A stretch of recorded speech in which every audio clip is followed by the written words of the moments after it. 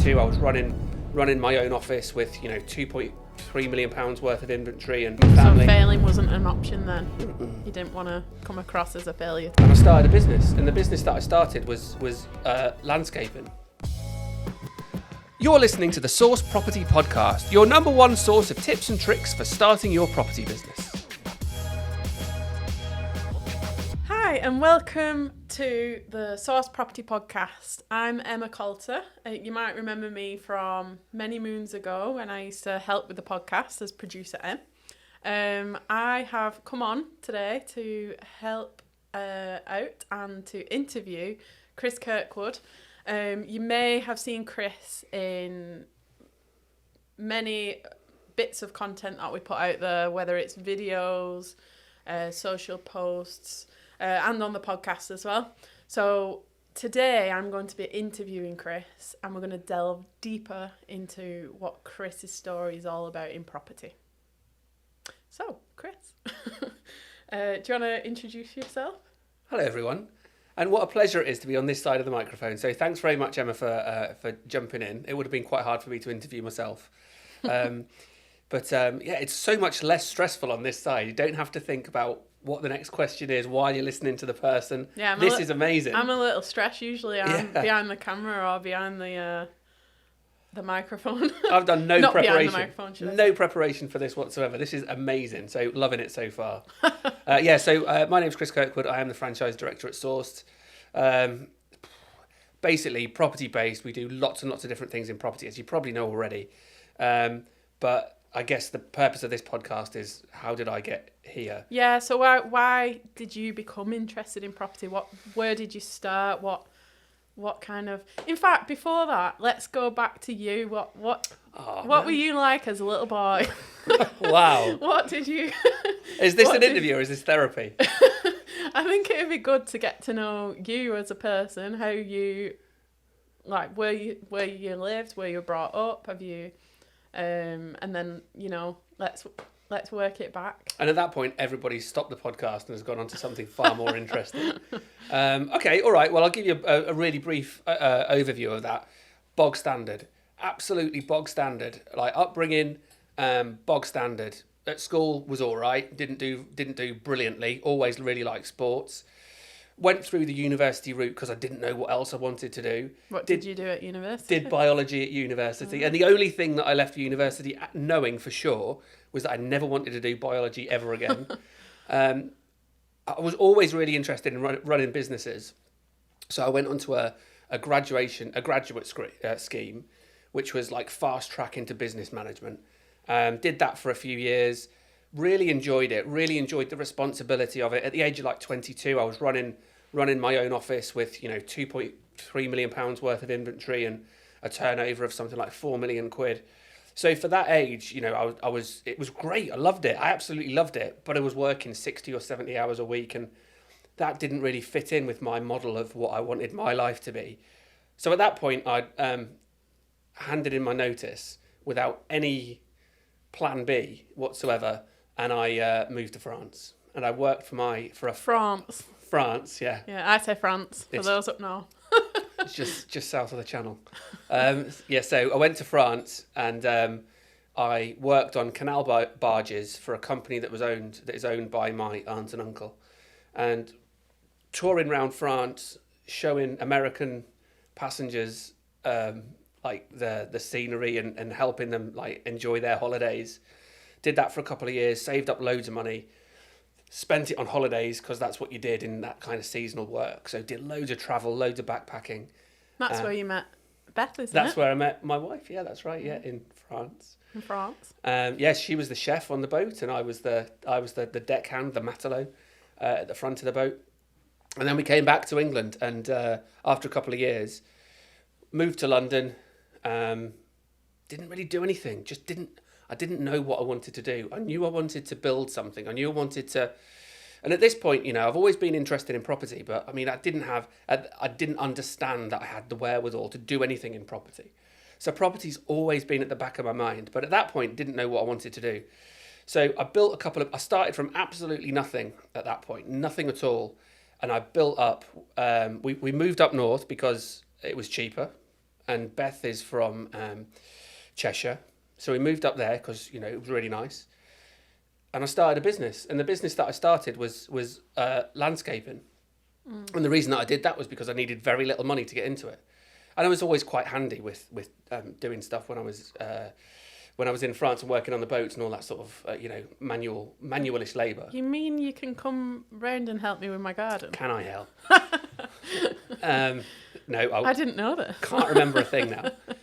But I started that business, and I started that business primarily to scale it. Not only did I not need much money to get into it, but I knew I could scale it really quickly. So the purpose of that was generate as much cash flow as I could and scale it so that other people were doing the work, and I was running that business. So I did that, and I ran that business for about 8 or 9 years. And after 1 year, I wasn't doing any of the manual stuff. So it was all other people doing all the manual stuff.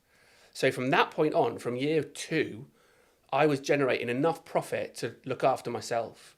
From year 3 of running that business, I was generating enough profit for me to step away from it and start to create a pot of money. Yeah. And that pot of money grew and grew and grew and grew. And I got to the position where right now I can do something in property. And I knew nothing about property. I should have been learning. All of that time, I should have been learning about strategies and about structures and about finance and about contracts. But I didn't do anything. And so the first property that I ever bought was £67,000, Kingsford Avenue, I think it was, in Salford. And why did I... Is this your first investment property? Yeah. Yeah. Why did I buy that property? Because it was there. Really, the due diligence and all that kind of stuff, I really didn't do. It was there and it was cheap. And that's all I did. And I rented it out. And I rented it out to a housing association tenant, LHA tenant, and made some money from it. I then bought another one, exactly the same. This one needed a little refurbishment. So I was getting brave now. I needed to take some wallpaper off. So you weren't doing the numbers on it as such? No. And was you successful? Did you make money on them? Well, after I had a couple, and I say this to our franchisees all the time, after I had a couple of these properties, I looked at the bank account, because I had a separate bank account for all the property stuff, and I looked at the bank account and I was like, what is going on? There's no money in it. I was making £100 a month from these properties, and you think, especially in England or in the UK, property is the thing that you hear so many success stories about, so many people making so much money for property.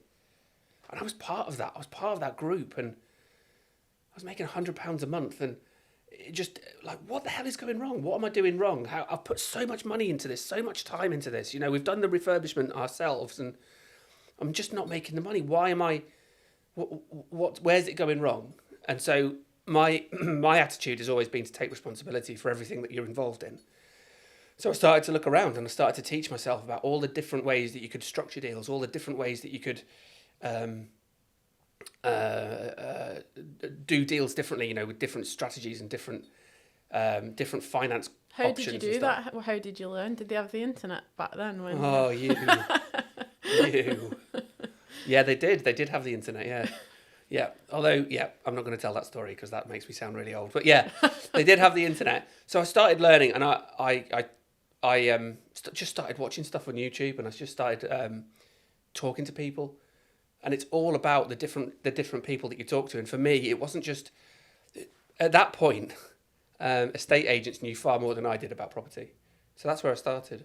Yeah.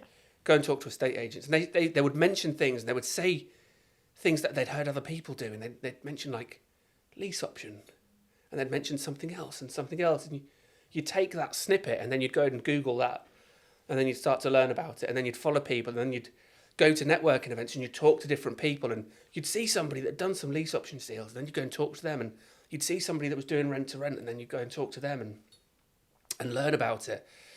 And because of that, and because of that education at that point, I thought, well, what the strategy that I'm currently using, which is basically buy-to-let, isn't serving me. I need to do something else. And what do I really want to get out of this? Because my main business was running in the background and creating my cash flow and giving me money all the time. And I thought, well, if I can replace that cash flow with cash flow from property that requires less of my input, then that's going to be a benefit to me. That means I can go into property full time. And so that's when I came up with my first actual proper strategy. And that strategy was rent to rent HMO. And at the time, there was really nobody doing it. There was really one person, actually, to be fair. And she'd written a book about it. Her name was Jackie Edwards. And I got that book. Just the one book. What's the book called? I think Rent to Rent Success or something like that. I can't remember. It's green, got green writing on it. And I read that book, and I still got the book, and I've got loads of little stickers. You know those stickers you can get when you're reading a book and you make a note and you stick it in, and it like just comes out the side a little bit with a little colour thing. It's not a thick book. It's maybe 90, 100 pages long, and it's probably got 200 of these little stickers in, because I read it maybe 2 or 3 times to make sure that I understood it. And look, we do rent to rent training here at Sourced. That book is quite vague and quite, well, without being rude, it's quite flawed in a lot of areas. And I got that book and I read it, and then I just went out and did it. And I started talking to people, and I started coming up with my own marketing strategies, and I started talking to estate agents, and I started rent to rent, I suppose. I started to become a rent to renter. And at that point, I tried to come up with the best way possible of getting rent to rent deals on board. And I didn't get a single deal on board for 12 months after I tried it, because I just got it wrong. I was trying to explain the wrong things to estate agents. Or letting agents. I was trying to convince the wrong people. I was describing it the wrong way. You know, like I said, I take everything's my responsibility. But the way that my brain works is, it's my responsibility. It's not working, so I have to think of a way to fix it. So one of the questions that I always ask our franchisees in training is, what else can I do? So I was constantly asking myself that question. This strategy isn't working for me, so what else can I do? And I just experimented with loads of different ways of talking to estate agents and going on viewings and doing the numbers, because at this point I was doing the numbers. Now I've grown up a little bit. I've become a little bit more sensible. I'm doing the numbers now, and I knew the numbers worked and the cash flow was amazing, but I just couldn't get past the estate agents. So after 12 months of getting it wrong, and having doors slammed in my face and having phones put down on me and being told that I was what I was doing was illegal, all of that stuff, believe me, we do it in the training. Any objection that anybody can think of for rent to rent, or any estate agent, letting agent objection, I get franchisees to ask me, because really I've heard all of them, and there's always a way that you can get around it, or you can explain it differently to make it more palatable to the person that's opposite you. So after 12 months, I had the way to do it. I found the most efficient way to convince the estate agents that what we were doing was a benefit to them, or was a benefit to everybody involved. And I was getting past them, and I was getting to the property owners, and I was able to convince the property owners at that point. And if the estate agent said no, then we just went direct to vendor. So we had a really good structure built, and I had a personal assistant. She came in on a Wednesday morning for 5 hours. She managed all my sourcing, so I scaled it pretty quickly. And then even though I wasn't getting any success, I knew it was going to be successful. And then after 12 months... What made you know? What kept you going for 12 months? It's a really good question, and it's something that I ask myself all the time, and I've got no idea. I've got no idea. Just belief. Yeah, it really was. It was just belief. I knew that this structure was legal. I knew that this structure worked. I could see that there was a demand for it. I could see that there was a good exit, and I could see that there was cash flow to be made from it. And I didn't need anything else. I just knew that it was going to work. So... What did Beth say to you during that time? I mean, did she think you were off your nut? Yeah, pretty much. Yeah, but at that point we didn't have kids, so it was another way to keep me out of the house and keep me out of her hair, which she was probably quite grateful for. But yeah, I was working, keeping the main business going, and then I was doing all the property stuff. So I was working, two jobs basically, and I was driven driven as all hell to get this property stuff to work. And after a point, after maybe 3 or 4 months of doing the rent-to-rent stuff, you've then got so much of your own time invested into this. You want to make sure that it works because you've told everyone. And one of the first things that we talk about on when we bring on new franchisees is that you've got to tell everybody in your existing network that you're in property now. And I did exactly that. I did exactly the same thing. So everybody knew that I was in property. So every time I went to a family dinner or talked to anybody in my family. So failing wasn't an option then? You didn't want to come across as a failure to everyone? No. And I have absolutely no doubt that a lot of people that I spoke to regularly thought I was wasting my time. And it was, that's absolutely fine. They can think what they want. Everyone's entitled to their opinion. But in my head, it wasn't an option. So after 12 months, we started to get some traction. We had a system. It worked. The system, because we put so much time and effort into it, the system was efficient. It was brilliant. And it still is brilliant. And that's exactly what we teach our franchisees. Exactly that system. And now I started to talk to people. And in the next 6 months, I took on 6 properties. Each one of those properties cash flowed more than £1,000 per month.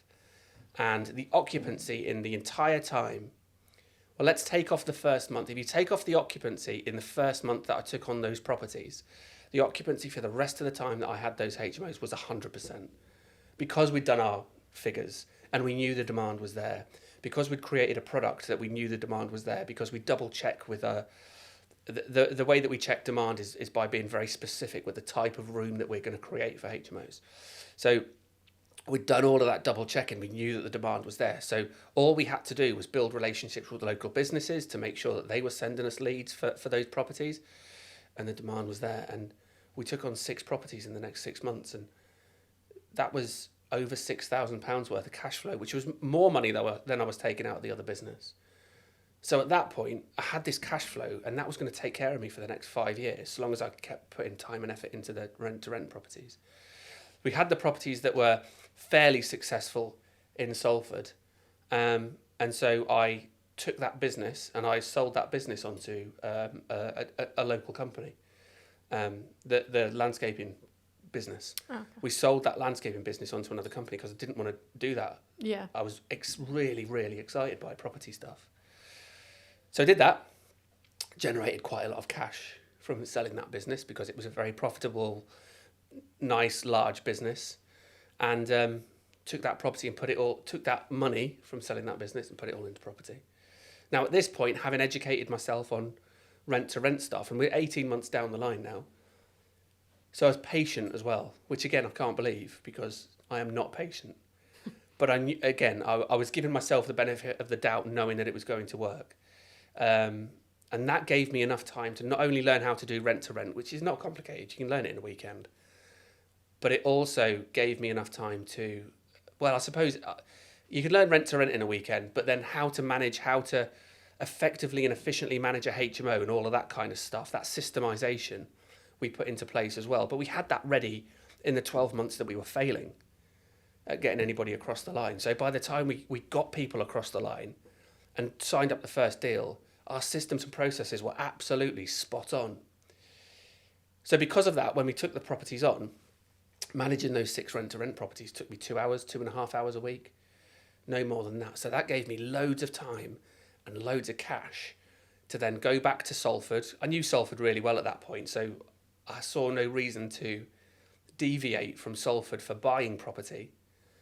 And also, I was still of the mindset of, it's cheap there, so I can buy more properties. I didn't understand how to use finance properly because it hadn't been something that I'd looked into, because obviously you don't need to for rent-to-rent. I was just using my own money.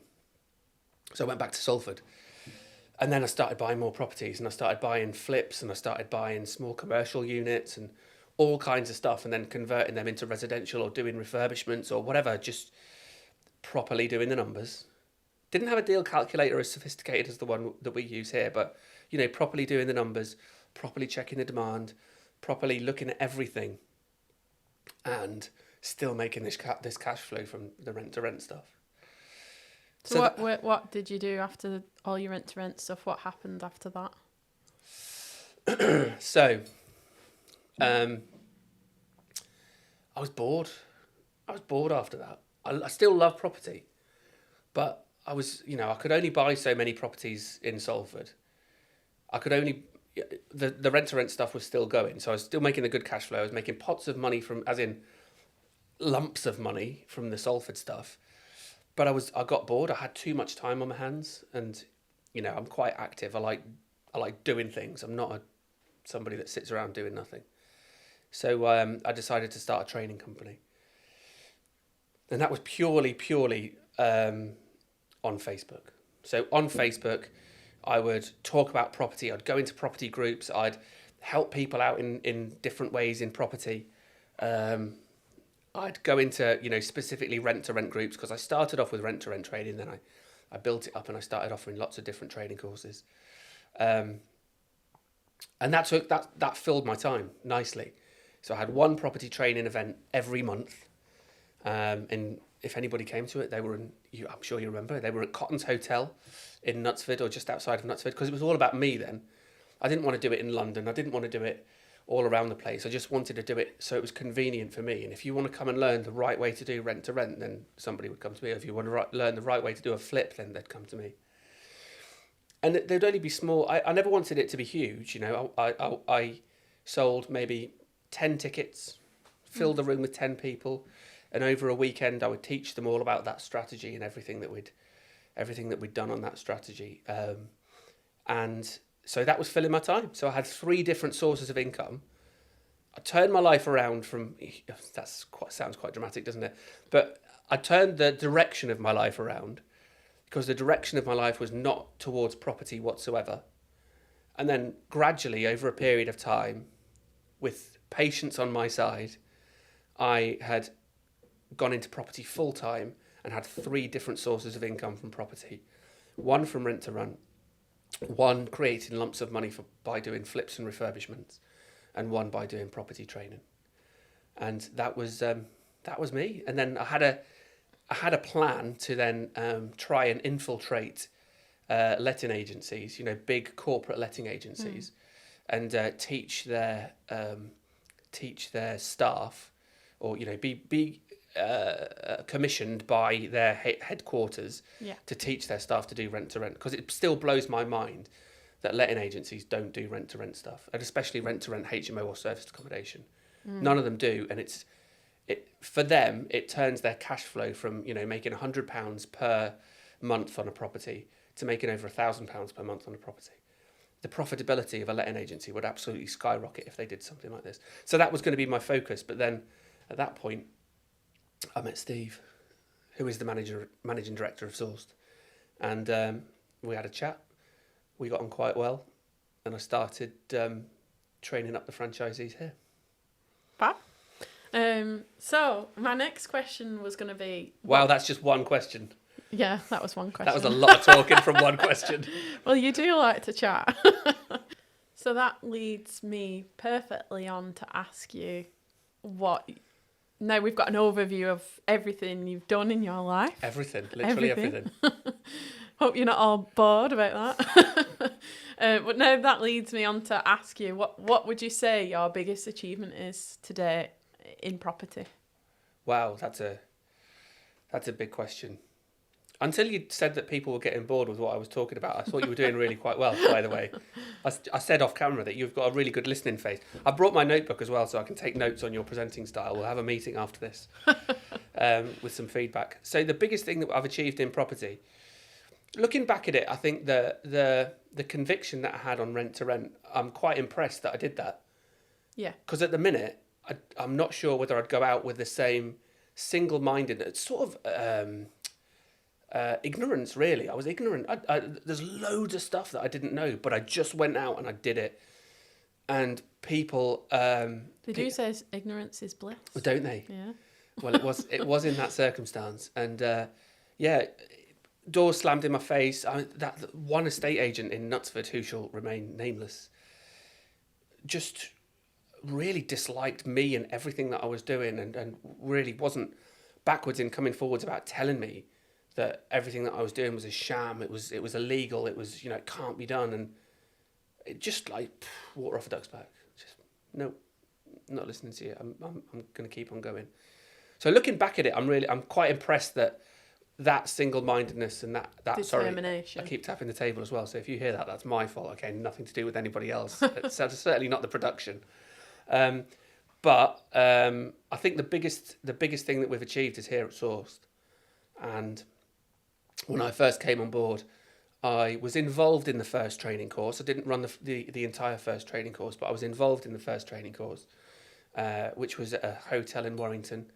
And shortly after doing that, I did a couple of those training courses, always talking to Steve and having sort of contact with Steve, and talking about Sourced and the direction that it was going. And a couple of months later, Steve said, look, I'd like you to come on board.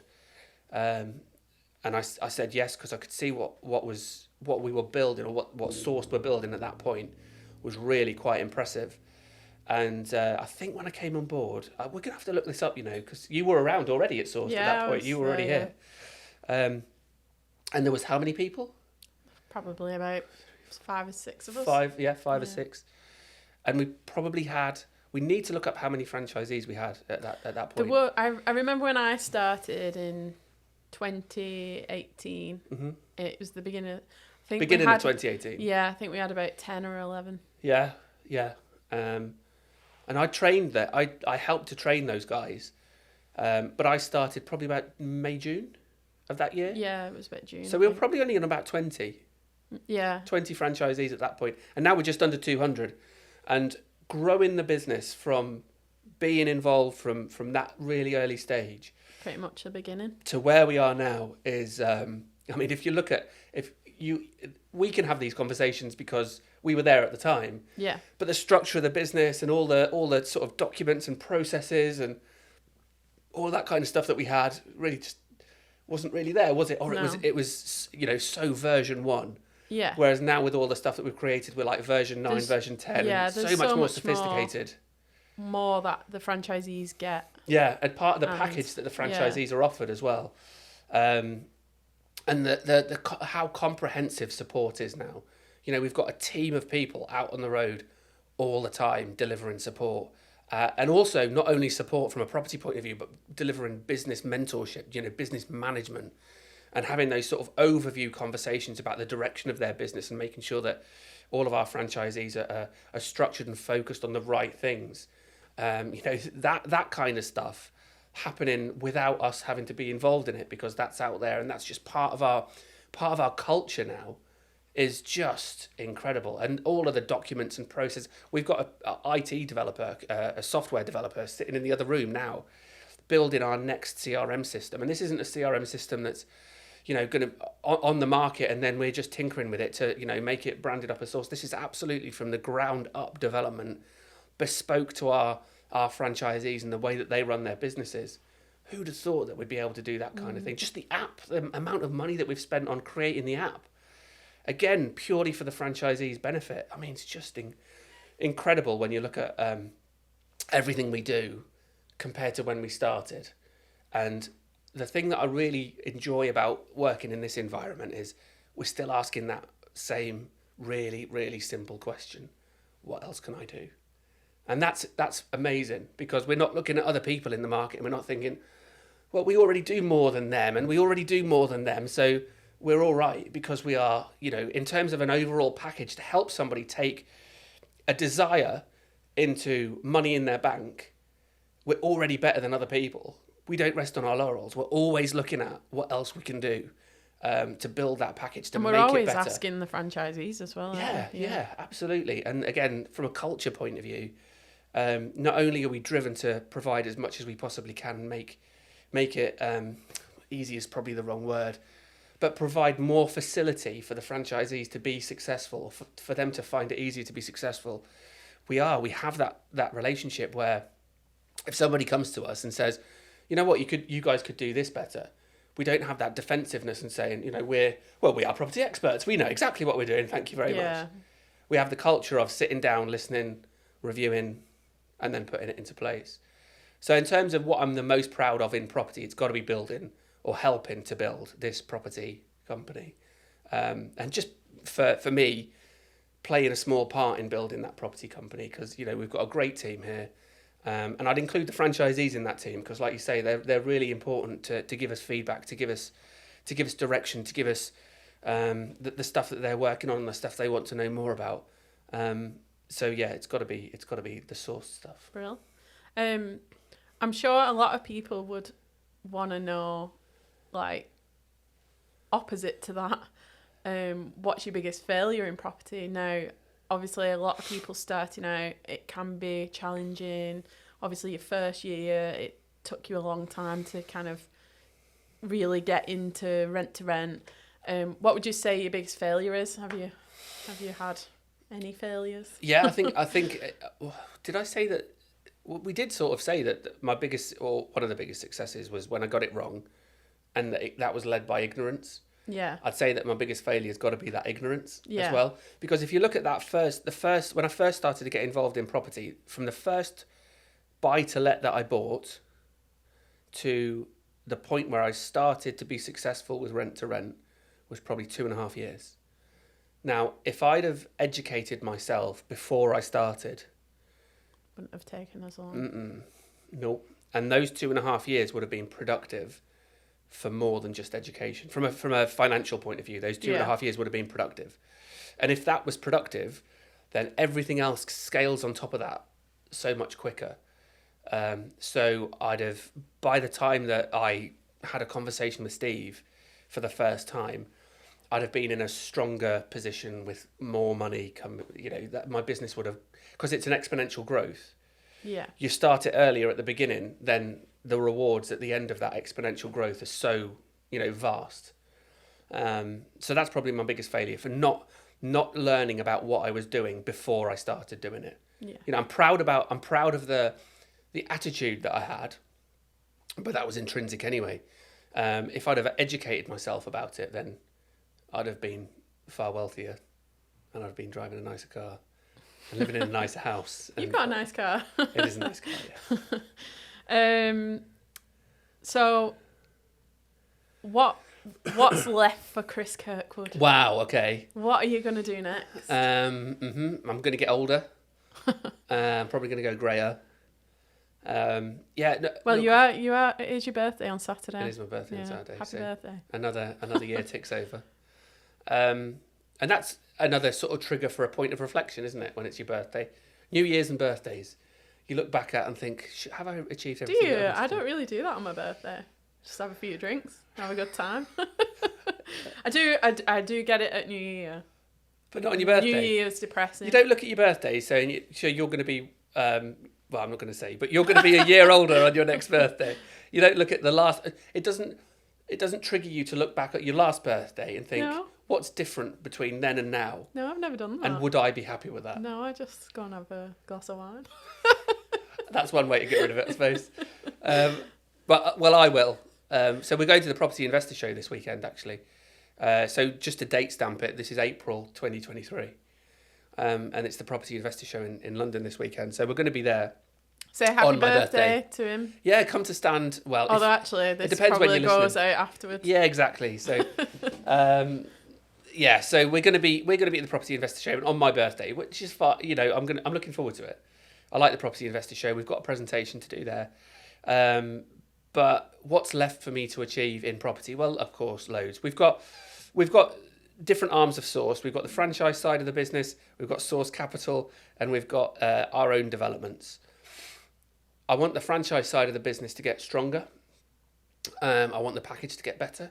We've got a number of things in the works that we're looking at now to get the package better. I want Source Capital to continue to grow with the franchise side of the business. So Source Capital funds franchisees deals for them. And I want that to grow equally with the franchise side of the business. And then for the developments that we're doing as a HQ team, I'd probably like fewer of those deals because they take a lot of our time at the minute, and that's the wrong place for our focus to be going forward. I'd like fewer of those deals, but I'd like to cherry pick the most profitable ones. And if we can structure the business like that, we've got something that's working really well. And I always want to be involved in it. I at the end of last week, I got back to where I first started of reviewing franchisees' deals because we just had loads and loads of deals from franchisees, and the support team needed some help. So I went back to looking at deals, and I still love doing that. I love that process. I love that, looking at a deal and saying, looking at the way that it's been structured and understanding that the person that sent it through is quite at the start of their property journey, and looking at the ways that they can make it better. They can change the numbers, or they can put more accurate numbers in, or they can restructure it. And have they thought about doing this and this instead of doing it the way that they're doing? Because if they do this and this is going to be more profitable. And then sending that back and then getting that message of, wow, that's amazing. That's made it work. That's changed the situation completely. And getting that gratitude back is always something that I want to be involved in, because, you're helping people. Like, I needed that help in that first 2.5 years. I needed somebody by my side saying, well, you could do that, but listen, just go and read this, or go and learn about that. And then I'll help you implement that. And, I'll sort of hold your hand. I'll be by your side to help you implement that. If I had that when I first started, then I'd be way further ahead than I was when I met Steve. So I like being that person for other people. Yeah. Lovely. So doing property stuff, basically. I could have just said that. More of what you're doing. So last question. Keep it. So you've only got 30 minutes to go here, people. Keep this one a short one. But if you had to give one top tip for newbies in property, what would it be? It's a tough question, that. It's a tough question because I want to say don't give up, but that doesn't apply to everybody.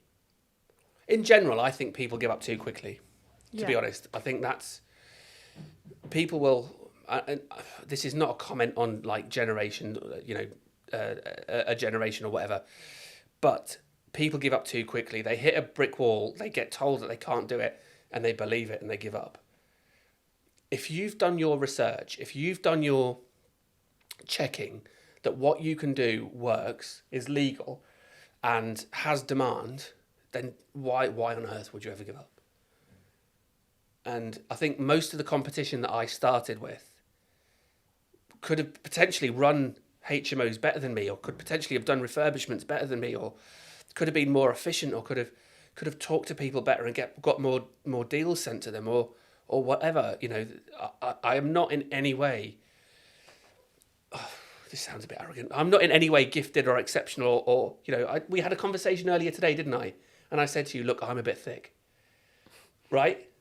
Yeah. It's true, isn't it? Yeah, it is true. And that, so I'm not, I don't think of myself as being good at anything, but I try very hard and I don't give up. Why did you say that? I can't remember what that was. I can't remember. I can't remember. I think that's a really good sentiment to end on.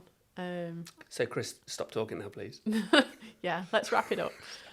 But no, yeah, thank you, Chris. It was very insightful. I learnt some things that I didn't know about you. Oh, good. So I'm sure lots of people will hopefully enjoy this episode. And look, if anyone's got any questions, send us an email. Ask me questions. I'll happily get involved and respond to them. Yeah. So thanks very much, Chris. Thank you. You did a really good job. Well done. So that's it for today. We hope you enjoyed today's podcast and took some valuable content from it. If you did, don't forget to give it a like, comment, and be sure to share and subscribe, as your support helps us to continue making this valuable content for you.